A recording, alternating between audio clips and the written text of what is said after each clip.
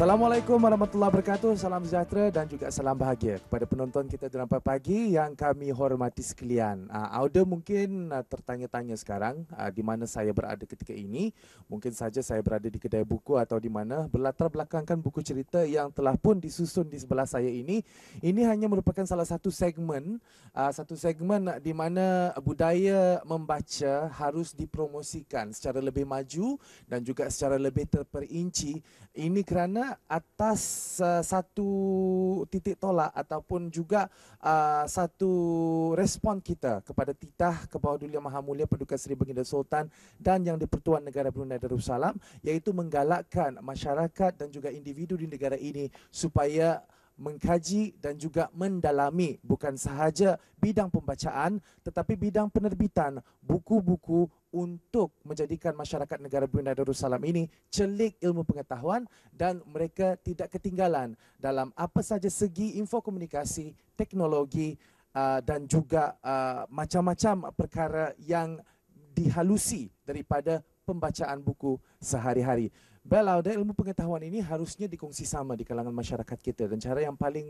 bernas untuk dikongsi ilmu pengetahuan ini ialah melalui penerbitan buku dan juga melalui pengkajian dan juga melalui pembacaan. Dan seperti yang terjadi di negara kita, kita percaya sahaja Kerajaan Kebawah Duli Yang Maha Mulia dan juga dengan usaha kerjasama yang terus menerus daripada Dewan Bahasa dan Pustaka memberikan satu promosi dan juga mendedahkan amalan budaya membaca ini daripada sejak kecil lagi, daripada kanak-kanak lagi. Dan seperti biasa daripada kanak-kanak, jika amalan ini dipupuk dan mereka cinta kepada buku, jadi insya-Allah apa saja pengalaman-pengalaman dan juga ilmu pengetahuan yang digarap daripada buku-buku maupun buku cerita, buku pelajaran, apa-apa saja jenis informasi tersebut akan dapat lagi diperkembangkan dan insya-Allah akan tercapailah ataupun juga akan terbitnya satu pemikiran yang baru, dan juga pemikiran-pemikiran ini akan menjadi salah satu perkara yang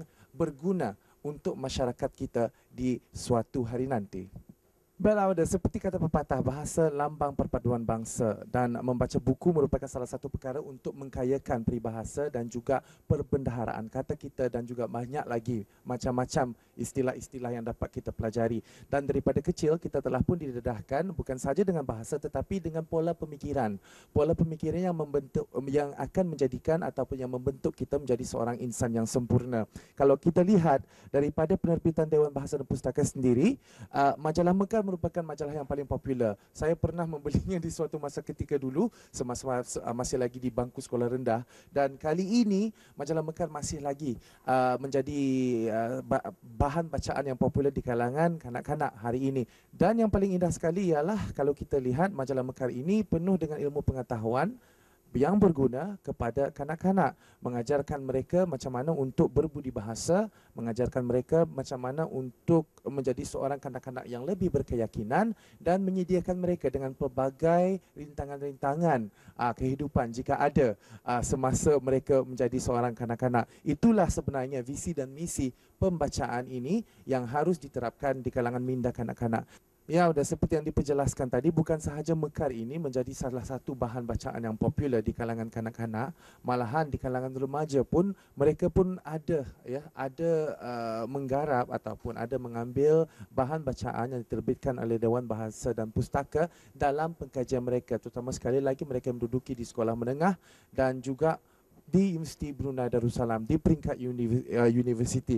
Salah satu yang menarik perhatian saya ialah kamus ini, iaitu Kamus Tutung Melayu dan juga Melayu Tutung.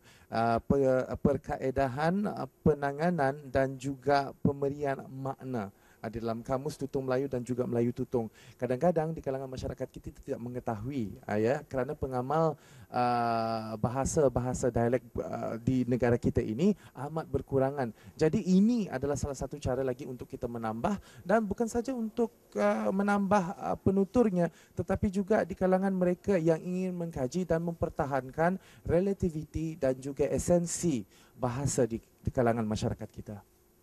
Banyak kita membaca, kita akan banyak menerima dan juga menggarap ilmu pengetahuan. Dan seperti kata pepatah, apabila kita benar-benar ingin mencari dan juga menggali lebih dalam, kita akan mendapat ilmu pengetahuan bukan sekadar di atas air sahaja, tetapi lebih dalam, sedalam lautan. Dan juga ya, banyak di kalangan para cendekiawan suka menterjemahkan ataupun suka membukukan pendapat teori mereka di dalam sebuah buku. Seperti biasa di negara kita, tanpa bahasa dan juga tanpa ilmu negara, tanpa sejarah, kita tidak akan mengetahui dari manakah asal usul kita. Jadi untuk mengenal secara lebih lanjut lagi tentang diri kita sebagai jati diri negara Brunei Darussalam yang sejati, dan juga mungkin saja ingin menjadikan negara Brunei Darussalam ini sebuah negara yang harmoni, kita harus berbalik kepada sejarah. Dan Pusat Sejarah telah pun menerbitkan beberapa buku-buku yang menggambarkan keindahan sejarah Brunei ketika dulu. Jika Auda rajin ataupun Auda sendiri ingin mengkaji, pelbagai buku-buku yang diterbitkan bukan saja oleh Dewan Bahasa dan Pustaka, tetapi juga Pusat Sejarah ada di depan mata kita. Jika kita hanya ingin mengetahui secara lebih lanjut lagi, ada buku The Catalyst Towards Victory, ya, kisah-kisah yang telah pun dibukukan oleh Dr. Muhammad Hadi bin Muhammad Melayung, salah satu daripada buku yang telah pun diterbitkan oleh Pusat Sejarah, iaitu kisah-kisah sejarah di zaman Sultan Ahmad Tajuddin, Sultan Haji Omar Ali Saifuddin dan juga Sultan Haji Hasna Bolkiah, ada di dalam buku ini.